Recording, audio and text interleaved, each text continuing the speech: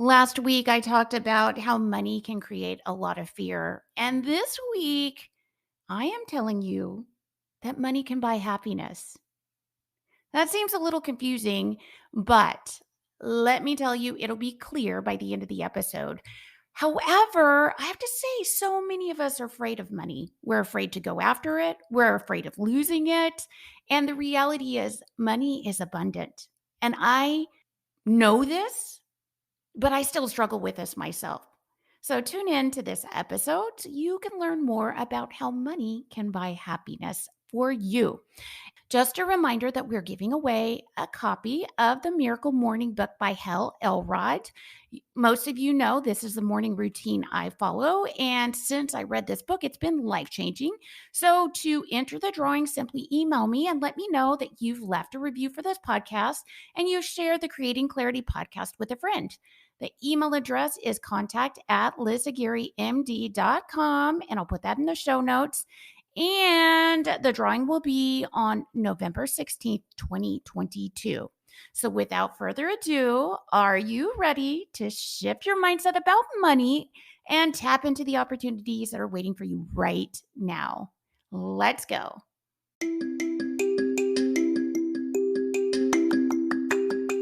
Welcome to the Creating Clarity podcast, where we talk all about clearing the fog, shifting our focus, and uncovering the opportunities that are hidden right in front of us. I'm your host, Dr. Liz Aguirre. Before I begin, I must emphasize that this work is separate from my professional medical work and does not represent medical advice or opinions of any specific organization.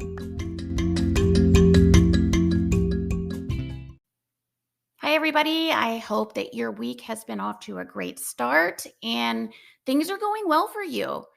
Today, I'm going to talk about money once again, but I'm going to take a different angle. Last week, I talked about how money is the root of all fear, but I'm going to offer a different perspective because the Creating Clarity podcast is all about getting clarity by seeing our opportunities, right? So, when I think about money, and I will tell you that I've had a scarcity mindset about money my entire life, mostly because the vast majority of my life I did not have money. And even after you have money, it doesn't go away. That fear of losing it, of not having enough, of not being able to make ends meet, of something unexpected coming up and not having money for a rainy day. That fear kind of hides under the surface and it sticks around. So, again, I'm going to be having my money coach come on to the podcast and I'm going to share an interview I did with her. But today I'm going to talk about how money can buy happiness. And this seems a little, I guess, interesting since I just talked about how money can cause so much fear in us. But the reason I'm talking about this is because I want you to know that we don't have to stay stuck in that place of fear when it comes to money. And it is so easy to be stuck there, especially if you don't have money. But let me tell you, there's a lot of people who have a lot more money than I do, and they still fear not having enough money and losing money. And there are a lot of people who have a lot less money than me and feel no fear about not having enough or losing it. And really, it's all because of the experiences that we've had in our life. And we carry these stories with us, and they create fear under the surface, and that drives our actions. So I talked about that last week, but this week I want to talk about how money can buy happiness. And this is a different take on it so that we can see things a little differently. My good friend, Elaine Sagerbird, once wrote a quote on her social media post, and it said, "Those who believe that money can't buy happiness just haven't given it enough of it." Wow. When I read that, I was like, oh my goodness, this is so good. And forgive me, Elaine, if I didn't get that quote exactly right, but it was something of that nature. And it was so powerful because when I think about everything that I do, when I give of my time, my talents, and my money, it truly brings so much happiness to me. I am at my happiest when I am doing for others. But what I've realized is I can't do for others in the way I want to do if I don't take care of myself. And that has been a recurring theme on this podcast is for us to show up in the world as the best version of ourselves, for us to be happy and do the things that make us happy. We have to go after the things that we need that are important for us. So, this whole entire season, I've talked about going after your sleep and exercise and good foods in your body and relationships. And I've talked about going after those things because those will start to create change in your mind in the way that you see things when you are in a healthy, rested state, in a good relationship, in a good environment with good friends. Those allow you to see the possibilities. And so I've talked about that. But how can money help with that? Ooh, that's a good one. We don't ever think about money and having money for ourselves as being able to do good for the world. In fact, we think exactly the opposite. And maybe not all of you do, but I certainly have thought that wanting more money or feeling like I need more money is kind of evil and sleazy. And if I sell my services, if I charge a certain amount for speaking, that I'm being greedy. And that's just not true at all. For us to be able to offer our services, we have to have money. We can't run a business and make no money because then you can't have that business. You have to go out and get another job so that you can make a living and earn money to take care of yourself, right? So I think about that and I think about the fact that my ability to earn money for the services that I offer allows me the luxury to give more. I'm able to give a free podcast where people can listen and learn and grow because I have money. If I had to work 3 jobs to make ends meet and I had no time, there's no way I could sit down and offer this or sit down and write newsletters to my email list every week. These are things that I am able to offer for free because I have money. Now, with that said, I have struggled a lot with money. I have struggled with wanting to charge for my services. And the truth be told is we have to charge. If you have a talent that you have been hiding that because you don't want to charge, I'm here to tell you, please charge. There is someone out there waiting for you, that needs your services. And you providing that to them and giving them the transformation they're looking for, that's them buying happiness. When I bought the EntreMD Business School membership for this year, it was a lot of money for me. Anytime I've purchased coaching, anytime I've purchased coaching, it has been a lot of money for me and I've struggled with doing that. My mind was resisting me because I saw it as an expense, but it was not. It was an investment. And those investments ended up changing my life for the better. And I would have never had the opportunity if those individuals who had this dream, who had these services that they had to offer, if they never asked for money for it. Not everybody is going to see the value in what you have, but those that do, they're willing to pay for it. An example that my coach had used one time was talking about, $100,000 car. I would never buy a $100,000 car, but there are plenty of millionaires and billionaires who that's pocket change for them. Of course, they would buy a $100,000 car. For them, it has the value. It provides them with an experience that they're willing to pay. And that's not me, but there's a lot of people out there that would be okay with that, would be okay spending that money. And if those car manufacturers never made that car, then they would never offer that experience to those people who are willing to buy it. There's a friend that I have on my social media who does some pretty amazing sketches. And I reached out to that person. I said, I really think you should sell your services. I think that your work is amazing.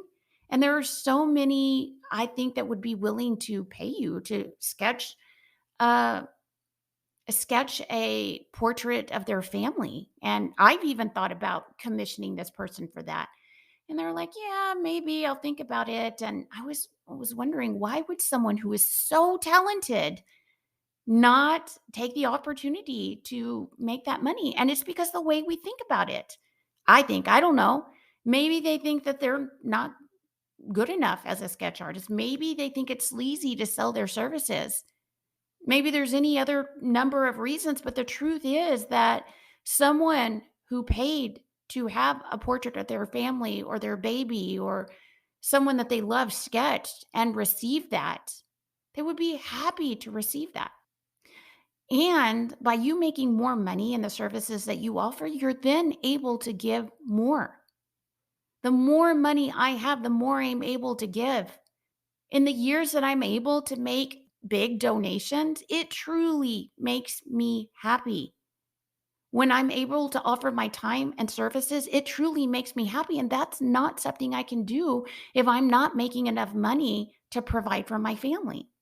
And what holds us back from asking for that money? What holds us back from sharing our talents with the world? It's that fear. Once again, that fear creeps in. I'm not good enough. Nobody's going to want this. They're not going to like it. What if I charge them and I don't meet their expectations? Okay, well, you're not going to make everybody happy. And I agree with that. I know. But they say all you have to do is impact one person's life. Let's say you sketched for me and I saw it and I was like, I guess it's okay. But then I gifted that to my mom. And my mom was like, oh my goodness, that's so beautiful. Right? So we have to remember that everybody's going to have different perspectives and everybody's going to see things differently. Not everybody's going to see the value in what you provide, but the people who do are going to be looking for you. They want it. So think about what it is that you have to offer and you can give to this world. You can charge for it. And then after you charge for it, you have that money to share in different ways. You can share it with your family to provide and make ends meet. You can share it with different organizations who have the things that, or share the values that you have, who want to serve in a bigger way, and you want to be a part of that. Your kid's school, which is where a lot of my money goes right now. So there's any number of things, but I do want you to realize that money is not the root of all evil. And money does not always have to be fearful, but it does take practice getting over these limiting beliefs that we have about money and the way we think about money. It takes time. And to be honest with you, I'm still working on it. It's a work in progress. And you'll see next week when I have my coach, Elisa Shang, on the call, on the podcast, you'll see that she thinks about different things differently. And that's what we really need to do. We need to broaden the way we think about things because when we're in this little box and we see things as only one way, we cannot see the possibilities. Money is not evil. When I get money, then I can buy a service from somebody else or an experience, and then I exchange that money to somebody else. It's not all just about giving money. We can use that for ourselves. And by using it for ourselves, we are still giving it to somebody else. Money is just energy that's exchanged from hands to hands. Me having money does not mean that somebody else is going to have less money. It means quite the opposite. I am going to use that money for something. And whether I buy a product or I buy a service or I buy an experience or I donate it to a good cause, that money is going to go to somebody else eventually. So we need to change the way we view money. And we need to believe that money is out there for our grabs. So many times we think, oh, I can't spend money on this because I don't have the money. Is that really true? I want you to ask that. Ask yourself, challenge yourself. I used to have patients that would tell me, I can't afford this $5 medicine because I don't have any money. And I'm like, well, I think that maybe it takes time to really evaluate how you're spending money because some of these patients were smoking 2 to 5 packs of cigarettes a day. I don't know how much cigarettes cost, but I know they're probably not less than about $5. Even 2 packs of cigarettes, that's $10. So yes, that patient could afford a $5 medicine, but it was a challenging choice they had to make. They had to choose the cigarettes or the medicine. And I'm not saying these decisions are easy, because when you have an addiction to any kind of substance, whether it's an addiction to alcohol or drugs or tobacco, or even a healthy addiction to a gym, and you're spending the money there, sometimes it's hard to stop spending in a certain way and reprioritize in a different direction. But just to let you know, there are many times when we think we don't have money and the money is right there for our grabs. It's up to us to decide how we are going to spend it. The Creating Clarity podcast is all about offering different ideas about how to view things so that you can see the opportunities that you have. What is it that you have not gone after?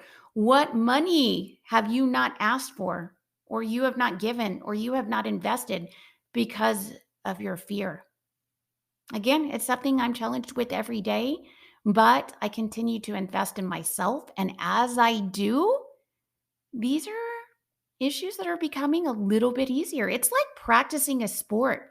The more you practice, the better you get at. And I am having to practice eliminating some of these limiting beliefs from my mind because they keep coming back. All right, till next week. And as always, I hope you found this helpful.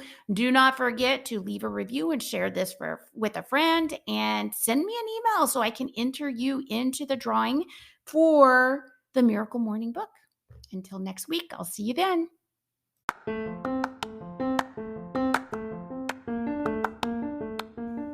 Thanks for listening. Make sure you hit subscribe so that you won't miss the next episode. And if you like this episode, please share it with a friend and give me a 5-star review so that I can reach more people. I'll see you next week.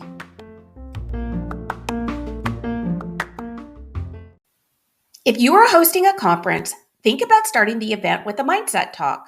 When you help the group collectively shift their mindset, the ideas will flow and new opportunities become much more clear.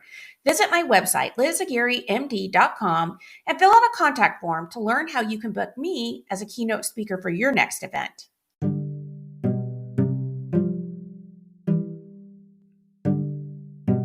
Disclaimer: the views and opinions shared here are for information and educational purposes only. They do not serve as a medical or professional advice. They do not represent any academic, medical, or professional institution or organization. If you found this helpful, don't forget to leave a 5-star review. Thank you.